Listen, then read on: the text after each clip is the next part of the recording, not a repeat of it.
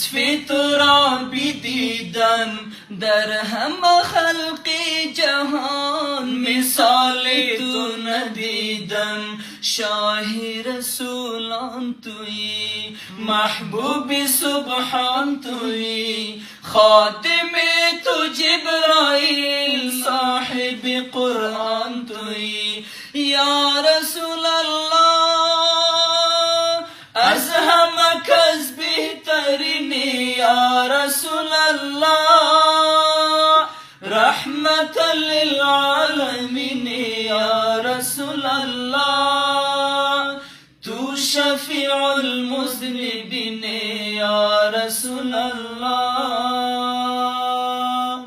هستی زی نور خدا، منبع جود و سخا، رهنمای انس و جان به طاعت کبریا.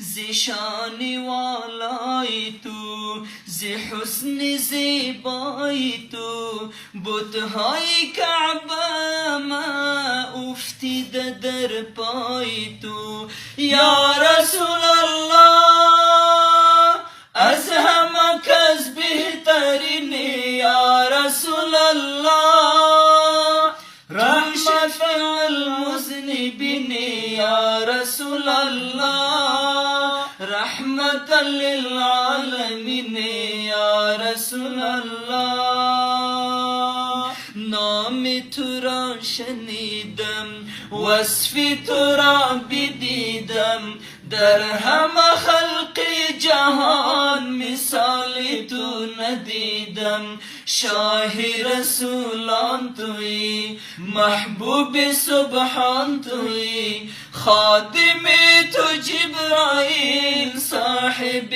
قرآن تویی. یا رسول الله از همه کس بهترینی، یا رسول الله رحمتا للعالمین، یا رسول الله تو شفیع المذنبین، یا رسول الله.